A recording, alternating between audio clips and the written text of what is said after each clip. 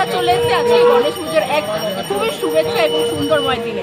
কোথায় আছি দেখতে পাচ্ছেন আপনারা, কি সুন্দর প্রতিমা এখানে আর কি সুন্দর সাজসজ্জা।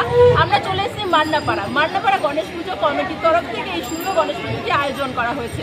আপনারা সবাই যারা গণপতি বাপ্পার ভক্ত এবং তার দর্শন করতে চান, তার অপরূপ সৌন্দর্য মূর্তি দর্শন করতে চান, অবশ্যই চলে আসবেন মান্নাপাড়ায়।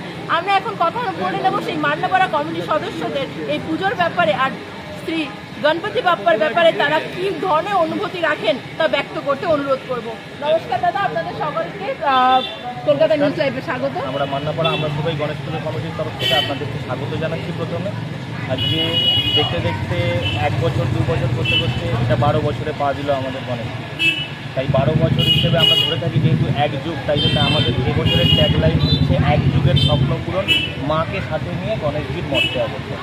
ঠিক আছে, সেই ক্ষেত্রে আমরা চেষ্টা করেছি যে একটা মায়ের প্রতিকৃতিকে ওখানে রাখার এবং তার ফুলে একটা বাল গণেশ রূপে একটা গণেশ ওখানে বিরাজমান। হ্যাঁ, তাও সেটা কৃষ্ণর রূপ।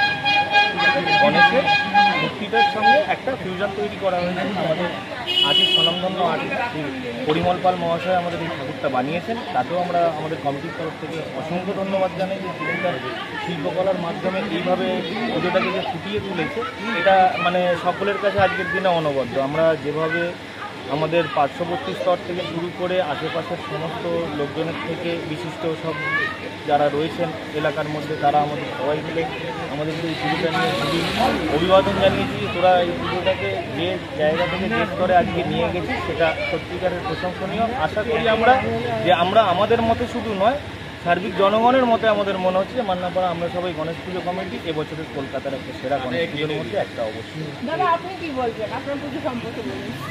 দেখুন, প্রতি বছর যেমন আমাদের ঠাকুর পুজো তো হচ্ছেই, গণেশ পুজো তো হচ্ছেই, তার সঙ্গে আমরা সামাজিক অনুষ্ঠানও করে থাকি, যেমন ভোগ বিতরণ, ব্লাড ডোনেশন ক্যাম্প, ছোটো ছোটো বাচ্চাদেরকে নিয়ে নৃত্য অনুষ্ঠান। পুরো 12-13 দিন ধরে একদম আনন্দ উৎসব চলছে পাড়াতে। মা দুর্গা তো আসছেই, মা দুর্গা প্রথমে ছেলেকে সন্তানকে সাথে নিয়ে চলে এসছে এবার গণপতি বাপ্পা। নমস্কার বন্ধুরা, আপনারা শুনে নিলেন এই পুজোর আসল উদ্দেশ্য এবং এই পুজোর ঠিক কত বছর ধরে চলছে। আমরা আবারও বলছি, চলে আসবেন এক অপূর্ব সুন্দর পুজো এবং গণপতি বাপ্পার দর্শনের জন্য। কলকাতা নিউজ লাইভের সাথে প্রীতি, আপনি সবসময় বজায় থাকবেন এবং সাথে থাকবেন। এবার আমরা ওনাদের হাতে তুলে দেবো সেরা সাজসজ্জা, মানে আমি নিজেও বলছি সেরা সাজসজ্জা, সেরা প্রতিমা। আমি নিজেও বুঝতে পারছি না কি দেবো, তারপর ভাবলাম যে ওনাদের জন্য সেরা সাজসজ্জা সব থেকে ভালো হবে। গণপতি বাপ্পা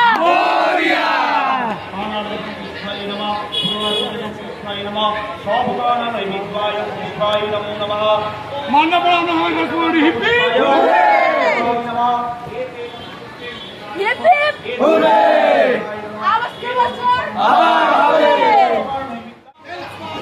তাহলে আমরা এখন কথা বলে নেবো মান্নাপাড়া কমিটির সভাপতির সাথে। নমস্কার দাদা, অসংখ্য স্বাগত। আপনি কি বলতে চাইবেন শুভেচ্ছা বার্তা? এটা মান্নাপাড়া আমরা সবাই গণেশ পুজো কমিটি, আমরা বিগত 12 বছর ধরে পুজোটা করছি।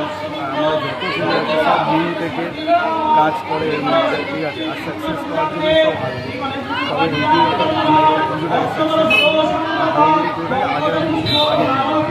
আচ্ছা, তাহলে আপনাদের এখানে ভগবান সিদ্ধিদাতার আশীর্বাদে সবাই যারা কাজ করে সবাই সাকসেস হয়? একদম, মোটামুটি আমাদের যতজনই কাজ করে, যতজনই মেম্বার সব সাকসেস সব কাজ করে। আমরা মোটামুটি এটা প্রেশারটা পুজোটা মেম্বারশিপ সবাই নিয়ে যায়, মেম্বারশিপ তোলার পরে পুজোটা ম্যাক্সিমাম ডিপেন্ড থাকে মেম্বারশিপ। এমনকি যারা স্কুলে পড়ে তারাও মেম্বারশিপ। তাহলে আমরা আশা করি সিদ্ধিদাতা গণেশ আবার আসবে, আবার বড় বড় পুজো হবে। গণপতি বাপ্পা মোরয়া। তাহলে এখানে এত জাগ্রত গণেশ পুজো